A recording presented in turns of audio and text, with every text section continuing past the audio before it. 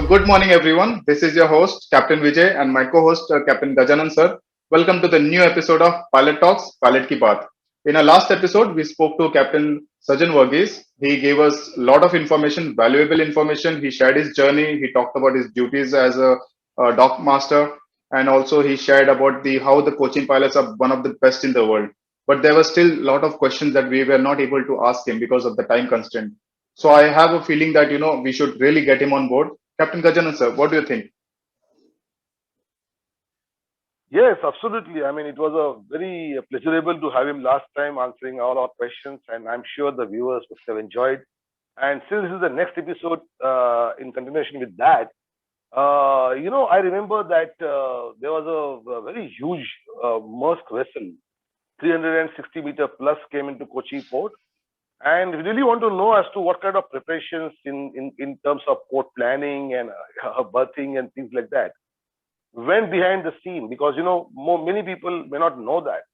So let's get him on board and ask him about that question, because we want to know about that. How does the port plans to get a vessel which is not a common vessel to enter the port, because there are many formalities and many preparational issues, and also of course the risk management, the decision making things also are involved. He, being a dock master, will be able to tell us as to exactly what ordeal the port went through in planning that vessel. So let's get him on board. I also read that Cochin Port had one of the biggest container ships coming into the port, and I'm also quite excited how the port prepares to take entry of such a big vessel. So let's not wait. Let's get Captain Sajan Varghese on board. Good morning, Captain Sajan. Good morning very much, and thank you very much for coming on the show again. We are continuing these talks from the last talks, and there are a couple of questions, with respect to this thing. Let us start upon the pilot training part of it, because even AIMPA is also involved in making a new pilot training program for the Ministry of Shipping through IMU, and your really insights of personalized training experience of these young pilots and new entry pilots will definitely help in this regard. You also spoke about something about the port planning and supervising the pilots and things like that. I remember in December 2020, I think you had one Maersk vessel, Edinburgh or something, which came into the port, which was a very big vessel, about 360 plus meters. So, just wanted to know, with the involvement of, pilot training of that kind of, as you mentioned about the charts and soundings and, so to accommodate this vessel, was there any feasibility study done? I mean, with the pilots and with the dock masters and all that, how this was, achieved, that, bringing the biggest vessel, I believe biggest vessel in Indian port or only Kochi? Indian port, I think so. Biggest vessel in Indian port, which came in Kochi. Please elaborate on that, because that is also a very good learning lesson for us. Yes, Captain Gajanan, yeah, we've been improvising about our length of the ship and all that. The previous big one which came was Maersk Sembawang, and in December, that is on 6th of December 2020, we brought in Maersk Edinburgh very safely to the harbor. And I would say there was great planning by DC and the harbor master, and they executed this job. It may appear very easy and without any problem. In 2 hours, we finished the movement. I think we started at 7:30 and completed at 9:30. The vessel was 366.5 meters long, drawing a draft of 13.8. I would say the following points are the things which we did.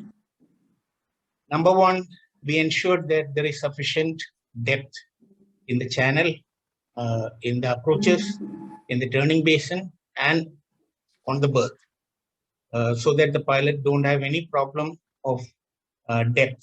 So this we attained by deploying dredges and regularly monitoring the soundings of these areas, ensured that depths are taken care of. Number two, we deployed 4 tugs, 3 tugs with 60 tons bollard pull, 1 tug with 45 ton bollard. We selected the most experienced pilot who had done big ships and who has a history of doing the job in a very nice manner. So the most experienced guy was chosen for the moment. Also, the dock master who was at that time, he was asked to assist or help this pilot because 2 heads are always better than 1 when we are doing something new. Maybe the pilot is concentrating on something else. The dock master can give him feedbacks. So the 2 people we decided to send for the moment, thereby showing also our the importance we give to such vessel. Then another thing, we chose the timing because it's a tidal port and we need to bring it at the correct tide. If the tide is too strong, then the pilot will struggle with such draft and big vessel. We selected a time and also we made sure that the movement is done during daylight hours so that the pilot will be able to see everything clearly. His difficulties are reduced by a larger margin during daylight. Then also we kept the adjacent berth clear and we moved the gantry cranes from the pier all to the adjacent berth so that the berthing area had no gantry cranes. Even if the ship goes little uncontrollable and takes goes over the wharf, still no damage, no danger, no accident. So these were the main precautions we took. And also, as the ship is very long, mooring crew cannot go from forward to aft to attend to 2 stations. Normally, it is done by one single set of crew with 6 people on forward and aft. So this we gave 6 people forward, 6 people aft, so that mooring was done much faster and without delay.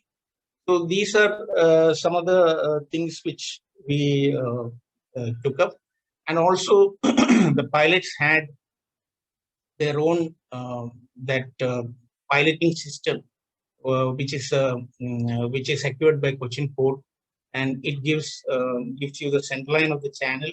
You can connect it to the ship's AIS and you use it for maneuvering purpose. Even when you come to the berth, you can see the lateral movement and the speed at which it is approaching the berth. Everything is seen on this computer. So this system was taken on board as an additional tool. Then the harbor master and another experienced pilot sat in the VTMS control room. They were monitoring the ship all the time and they were giving inputs to the pilot that as per our monitor, you are in the center line of the channel, or you are 20 meters drifting to the port of the center line, 30 meters to the starboard, like that, so that pilot could get proper inputs about it. Then another thing, is that we ensured that there is no other traffic during this time. All of the traffic was put to stop. So these are the main precautions or measures adopted by Cochin Port Trust to ensure a very smooth berthing of the vessel. There was no commercial pressure on the pilot. Pilot was asked to take his own time, do as slow as possible, and a job done slow is a job done fast. That's it.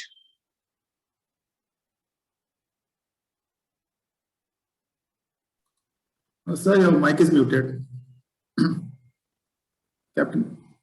Yeah, quite a elaborative planning. I mean, goes through when we really have such a kind of event in the port where the vessel of that size and draft is not yet been practiced by the pilots. I mean, it's and of course team works. I mean, what you all said, rightly said that as we say, bridge team on board. There's also a team of people ashore, which also has to be that hands-on and seeing the entire risk management from all sides.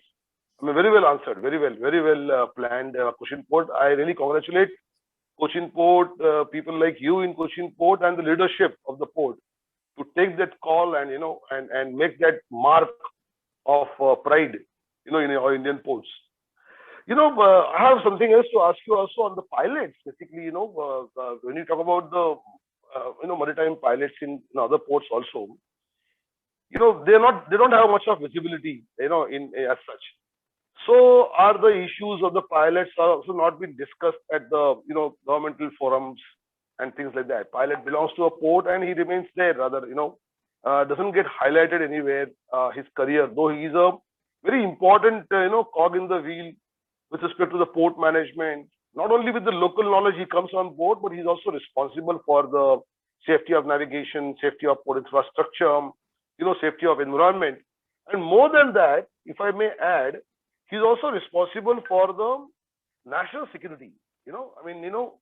So my question to you is, because since you've been training these pilots on their attitudes and how to deal with situations, calm and composed, kind of personality development and things like that, do we need to have a professional development kind of program for pilots? Because apart from being a pilot, ship handling and with the port management job, can they also be used as for the natural calamities and all that, like national disaster management?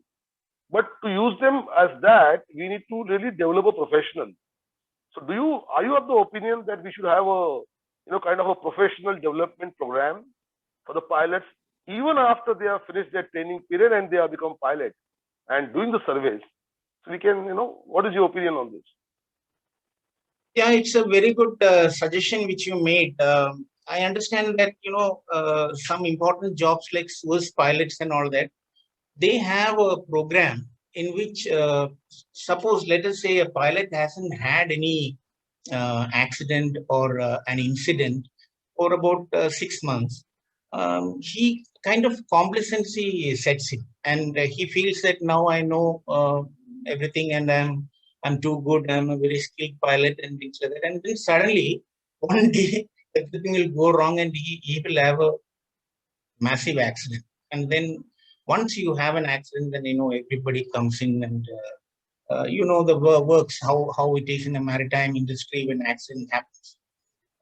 So much of grilling will take place, and eventually the truth will come out. We cannot hide it. So I understand that some of these ports, they have a kind of simulated training. So they simulate a ship inside a channel, and let us say you are doing about 7.5 knots, coming with a 14-meter draft vessel, which is a deep drafted vessel for port like Kochi, and then she loses her engine at the center, maybe after passing the third set of points, and she's doing about 9 knots or 7 knots, let us say. What are you going to do? Are you prepared?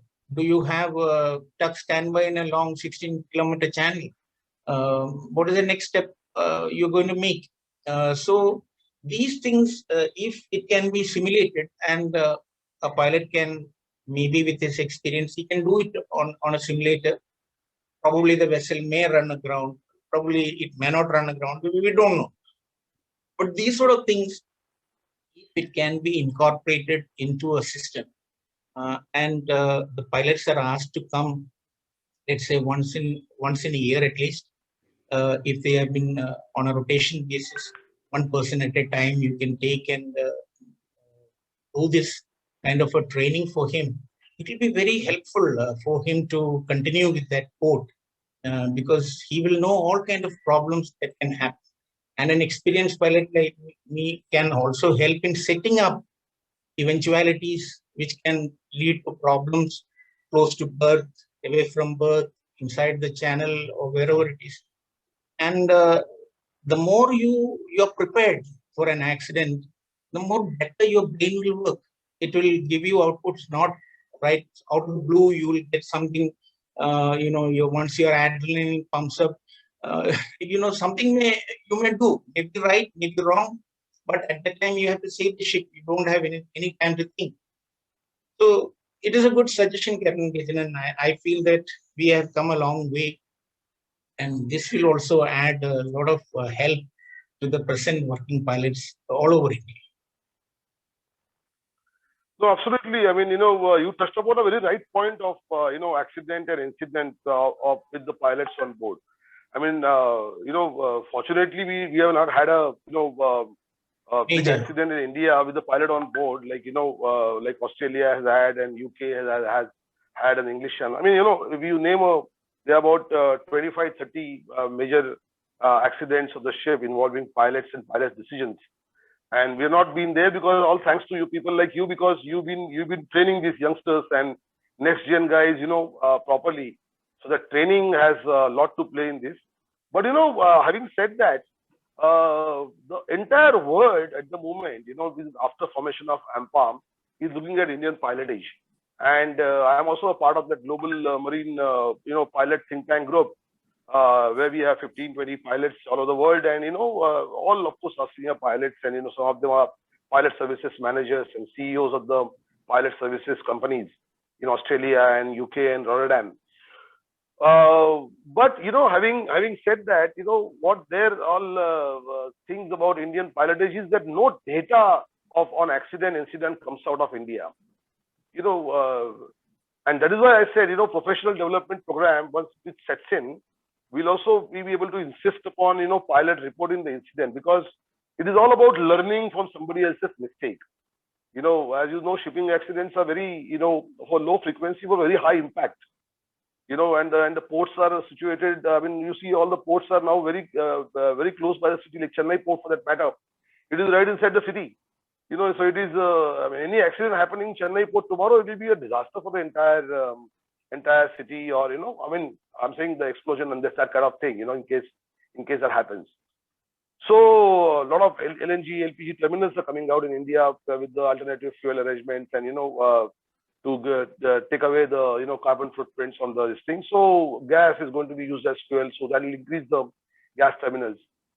So my question to you is that what can we do to collect this basic data of incident accident? Because the statistics of IMO also shows, also in shipping, there has to be at least 600, 700 near misses before a fatal accident takes place to a seafarer, or to a pilot, or to a ship, or to a port.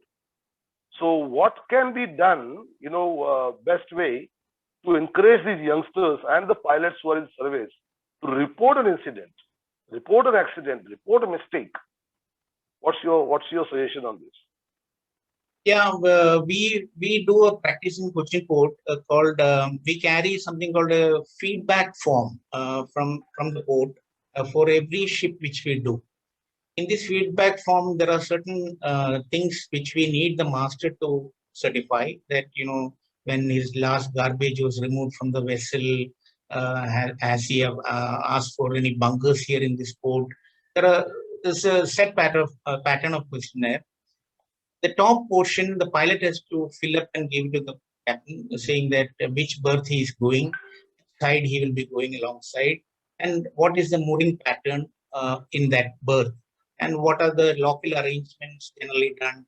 Will the stern line will be taken by a boat, or will it be sent by a heaving line? All those details are given by us.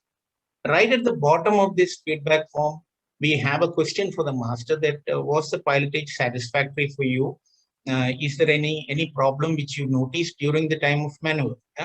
And this is an audit paper which has to be filed by the harbor master.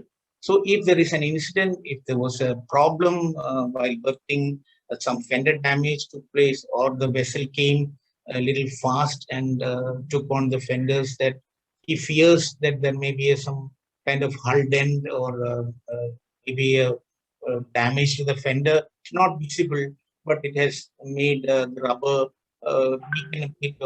Any calamity which has happened can be informed to the harbor master directly by the master, and sign and seal by him, and send it through the pilot. We are supposed to give it back to the harbor master. He will file it, and it is with which the harbor master probably maintains another register in which these sort of things are noted. And regularly we have in Cochin, we have at least once in a month, we have a small get-together of the pilots, a meeting where we sit over a cup of coffee and discuss on various issues. The pilots have to tell the administration, and the administration informs the pilots about how they want the pilots to improve or what they noticed. So thereby, good exchange of this thing take place. And fortunately, in Cochin, there is no boss mentality for everyone. We are all mentors. We learn from juniors also. We teach each other, and we all improve our standards. So this has been the practice in Cochin. No, absolutely correct. I mean, what you have said is, feedback from the vessel regarding the incident. I mean, the pilot's behavior and feedback is important. Pilots also are in monthly meetings of pilot also will encourage pilots to report the incidences and mistakes. Because many, a lot of friends in Indian ports who are dock masters, harbor masters, they always complain saying that, our pilots don't tell what mistakes they are making because, something happens then tomorrow. Because a lot of times you make a mistake and it can be corrected. Many a times, another thing that you touched upon your last answer, which was very elaborative answer of the MERS thing, vessel planning, that, pilots, training as such and human factors. We are also working on the, human factors that are affecting pilots, and it will be a part of the, the AIMPA prepared syllabus for pilot training, which IMU is taking it up for all the new entrance pilot as well as for all other pilots periodically, either every 3 years or 5 years. Because, somehow Indian pilots are missing that part of theoretical education about the pilotage and the systems in the port management and things like that. AIMPA is also working on, you said simulator training, of course, 2D, 3D training now, with the man scale model training, we are also working on that with the proposal to Government of India. Because that will give a very good perspective to pilots and training of the pilots.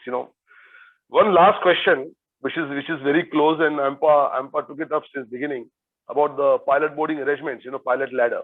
I think I'll let Vijay ask you because he's going to join a ship soon, so he has to really get the insight from a 16.5-year-old pilot service man as well as a dock master about the pilot boarding arrangement. Could you, Vijay, please ask the question on the pilot boarding arrangements. Yes, sir. Since I made my first video on the pilot boarding arrangement without the use of D-shackles, so this has always been discussed. I have been, interacting with many of the master mariners in my group, and we have been discussing that why. And also on the Facebook, I see that there's a beautiful page, Dangerous Ladders, and I see lots of pilots posting regularly the unsafe pilot boarding arrangements. So then, being a master mariner, I still fail to understand that why, in spite of all the beautiful IMO posters and so many good practices posters available, why the pilot boards a vessel and then sees, the pilot boarding arrangement is completely unsafe. He takes the picture when he informs the master, and then, master will correct it. But why it is happening in the first place? Why? What do you think, sir, as a pilot, in your opinion, what the company should ensure to do that their seafarers, their seamen, boatswain are trained, and then it's uniform all over the company vessels. Now, if every company vessels does that, then I'm sure, one day we will have a safe pilot boarding arrangement wherein a pilot boards the vessel, he sees the pilot boarding arrangement is perfectly rigged, and then he goes and appreciates the master. So what do you think, sir? What do you think that a company should do in this? Okay, thanks, Captain Vijay. That's a very important question which you asked, and I would say the answer lies in your question itself. What do you mean by pilot ladder? Pilot ladder is used only by pilots, nobody else. So because of this, there is a big problem. The pilot ladder is used by the pilot, but the ladder belongs to a third party, not the pilot. If I am going to carry my own ladder, I will take the best of ladders and ask the ship to put that ladder, and then I can climb. But I have to depend on what you give me. The reason why you are not taking care of that pilot ladder as good as your accommodation ladder. In your accommodation ladder, if there is a complaint, you yourself are going to use it. You're going to go down the gangway, come up the gangway. When you see there is something missing, some safety net is not put up properly, you're going to take up your officers and ask them why the hell it's not done. But what about pilot ladder? Because who is using it? Has the master ever stood on a pilot ladder? As a duty officer, after rigging the ladder, has he gone down the pilot ladder to check whether it is all right or not? Because the safety norms will say that no, don't go down, you may fall, because that's a ship's safety aspect. The company says no, don't go overboard. You may fall overboard, and then it's a bigger problem for us. So they themselves are not confident whether they can stand on that ladder, and they're inviting a skilled man who, a person with 10 years of pilotage experience, is going to lose his life because of the negligence, the stupidity of ship's crew. The ship's crew is supposed to take good care of the ladder, ensure that the ladder is stretched out before they come out to the port. It should not be wet. It should not have grease. They should check that the ropes are still okay, and they should, the old days bosuns, they used to tie it up on a bollard in a ship and stretch it, and take weight on it. So these sort of practices has gone because of fast life in the ship. I'm not blaming that everyone should do it, but you ask me the reason why this is neglected. These are the reasons why this is neglected. Because nobody is worried about the man who is a third party which is coming from shore. He just want to make sure that captain will say, "Sir, I'm sorry, I didn't know. A master cannot go down every time to check the ladder. I put my duty officer. Fine, I know no master will go down and check the ladder. But whom I should tell? I should shout at the bosun. I should tell only the master, because he is the man who is supposed to look after that. And I am going there for what? For my personal job. It is like Captain Gajanan rightly said, it's a service which we are providing to you. The port is sending a pilot not only for the benefit of the ship. Like he rightly said, we are going to avoid an environmental catastrophe. If that ship hits a rock and tons of oil are leaked, what about the fishermen? What about the beaches? What about the city? Pollution everywhere. And this can happen by one mistake. So we are also ensuring that environment is protected. We are unofficial ambassadors to the state to protect its own marine growth, its habitat of fish. There are so many things, flora, fauna, special to an area. There are mangroves which need to be protected. These all contribute to the environment. So when a man with such a skill, he loses his life like Captain Vijay Gupta because of somebody's fault. I have seen while boarding the ladder ripping off. To my luck, the top portion was still okay. I held on, then I jumped back to the boat because I had only taken 1 or 2 steps. So it's very disheartening to see that the company cannot do anything about it other than the master asking the company to supply the certified pilot ladder as per SOLAS regulation 5 of 23. Everything is mentioned there. IMO guidelines correctly gives you all the details about how a ladder should be made, rigged, illuminated, the safety items to be kept next to that, all those things. How many times I have seen no proper duty officer comes to take the pilot. It may be one quartermaster who is coming. He's holding a walkie-talkie. And I cannot ask him, are you a certified officer? What is the requirement? A certified officer should stand there. Why we are needing a certified officer? One who can understand what are the regulations. Right from that kind of an attitude, you show to your counterpart, what do you expect from that man, how he should treat the master? He should treat him with respect. Do you think that if you don't give respect to a pilot, will that man give you respect? Because what sort of a tamasha you're making for him? His life is at stake and you're not worried. You're only worried about touching the ship. That's not fair. So let us be respectful to each other. Let me consider the fact that you are the master of the ship. You're an authority and owner's representative on the ship. And my job is to just pilot you, take you to safety, allow me to do my job without any problem, allow me to embark and disembark your vessel, which is your property, and that much if you can't do, then it's a problem. That's where the whole crux of the problem remains. And we can say, do this regulation, do that regulation, carry out this, carry out that. It will all go haywire. Until and unless personal interest is taken and somebody is made aware of the fact that master should give a briefing to his crew during safety meetings or whatever it is, he should inform them about the safety of pilot ladder. This aspect is not taken up by the ship's authorities. You should inculcate this habit of informing people that pilot ladder is one of the biggest safety equipment on board the ship, and it has to be treated in par with all other safety. Then automatically things will improve. This is my advice. Exactly. No, sir. you can really feel your agony and anger, and I'm very, very happy that you sounded so concerned about this pilot ladder issue, and the whole world is talking about it now. And AIMPA, launched that campaign with the administration. We took up the matter with MOU also, and now the Indian administration has promised us that whenever they start the PSC inspection post-pandemic, they're going to be a focus inspections on all vessels calling Indian port, because we've been reported by many pilots that almost 60% pilot ladders are in non-compliance. So there's 60% chances, potential hazard of pilot deaths every time pilot misses. And one of the very famous person who runs this campaign on the Facebook as well says that why is it so difficult for me to get onto the workplace and come back safely at home? This is the minimum thing my wife is asking. Do you go to the other people go to the factory and are they feared not coming back home?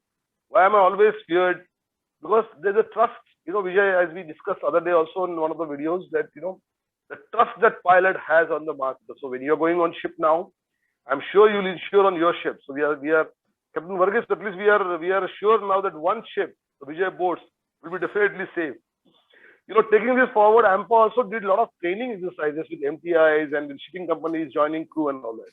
We reached about 2,000 plus people, cadets and ratings and crew and officers and ASM, would-be masters, future chief officers, just to ensure that at least these guys know correct practices. Sad to say, but many pilots also don't know what the right practices and wrong practices are in pilot securing methodology and all that. Okay, IMO regulation also has an issue with the IMO poster and all that. It has been taken up with the IMO directly by AIMPA, which is the international body and also has a seat on IMO. Sir, really thank you very much for this interview, and you have spoken really true. Of your experiences, and I'm very happy that pilot ladder thing you really generated that heat in the interview. Thank you so much. Thank you very much. Vijay, you want to add something? Definitely, sir. So in this session that we had, it was really insightful. My last question, I intentionally kept it for the last, because as a master mariner or as a seafarer, we always have this relationship with the pilot lies only when pilot on board and pilot away. Nobody thinks beyond that. And with this video, me and Captain Gajanan, we plan to make this video upload on the AIMPA platforms as well as my platforms, because more number of seafarers will watch this video, and then they will also understand the life of the pilot is also at stake when he is coming on any ship. So we as a seafarers should also understand this, rather than just getting him on board, and if he complains and then just talk it out and just forget it. That should not happen. It should begin now. And I am hoping, and with this venture of this video shows that we started, I'm sure that we will be able to succeed someday. And so thank you so much for coming live on the show and taking out your precious time. It was really an honor. You shared your beautiful journey and the Maersk Edinburgh vessels. I wish if there was a documentary on how you all did it, that would have been really beautiful. Hope to see some simulation someday, getting a huge vessel, and the preparation that you said was really, I was just visualizing how you ensure the depth, and the VTS was speaking to the pilot. I was just visualizing it more like you can say a discovery documentary. It was going on in my mind. So thank you so much, sir. And I'm really grateful for you to come on this show. Thank you. Thank you, Captain Vijay. Thank you, Captain Gajanan. One last thing I forgot was about the fatigue of pilots, which I wanted to tell you. We also have to ensure that the pilots are not overworked. Some of the important movements may come up one after another. So sometimes it is seen that the same guy has to do one or two continuously, so it tires him up. So he should be adequately rested, which our coaching code ensures that each pilot is, they know that how many movements each one has done, and adequate rest hours are provided for the people. And that is also very important. All the best. Absolutely. Once we start this professional development course, I mean, once you start treating them as professionals, then definitely it will come. They are at the moment only seen as a highly skilled, people. So once we have this professional development course running for pilots, all pilots in India, and the new entry pilots also, then definitely all these rest hours, work hours, things will definitely come. A standby team, standby pilots, check pilot concept. All these concepts are, of course, in our course that we have submitted to Ministry of Shipping through IMU. So it will all come. But very valid point you put out, and I'm thankful to Cochin Port also. They're already ahead of time implementing these things which are going to positively affect the human factor into the pilot stage operations. Thank you so much, sir. Nice talking to you, and definitely thank you so much. Bye bye. Thank you, Captain Gajanan. Bye bye. Thank you, sir. Wish you all the best. Thanks. Thank you, sir. Thank you. Yes, pilot ladder is a very serious issue in the world today. It's not only in India, or not because of Indian seafarers. The whole world is facing this issue at the moment, because the pilots are facing great difficulty in finding these ladders not compatible with the SOLAS regulation, not being tied up properly, not been inspected properly. There are a lot of illicit practices also go on of supplying second-hand ladders from here and there. So definitely, I mean, these are all the issues the AIMPA has been very keen on taking, with the industry and with the people who are also, supplying this and manufacturing these ladders. We also took up a couple of issues with the class surveyors with respect to the inspection of the pilot ladders and things like that. And AIMPA really shares your plight in, why the vessel cannot maintain the pilot ladder well, why it cannot be rigged. It's just a rope and a wood kind of a stuff. And, as they rightly said, the pilot should not be made to take a decision at the pilot ladder, whether to climb or not.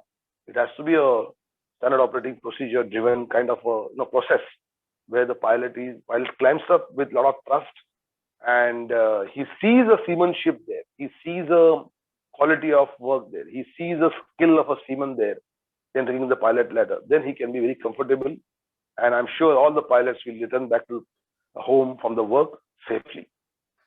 There were really a lot of takeaways from this session, and I'm sure the viewers who will be watching this video, they will also have a clear understanding of why the pilot boarding arrangement has to be perfectly rigged. It has to be proper. No accidents to any pilots henceforth should take place. And also, I was really excited when I heard about him from the preparations that Cochin Port did for the entry of that huge container vessel. That was really very interesting. So I would like to thank Sir Captain Sajan Varghese for taking out his precious time again, coming back on this show on a request. And I'm sure once this video is uploaded on the AIMPA platforms, I'm sure we will receive lots of comments to get him back on the show to ask further more questions. Absolutely. Viewers are going to enjoy his storytelling ability, and also going to enjoy the narration that he did about the vessel planning and things like that. It was very interesting lecture. Thank you, Vijay. Thank you very much for this initiative. Again, I must thank you.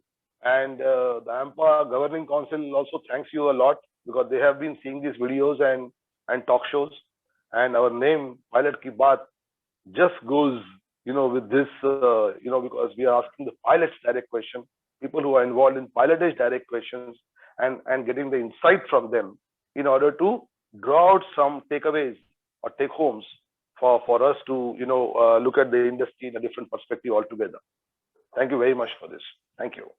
Yes, sir. And our viewers also will be definitely getting more interested as in along, more episodes and more personalities are being, interviewed on this beautiful show, Pilot Talks, Pilot Ki Baat.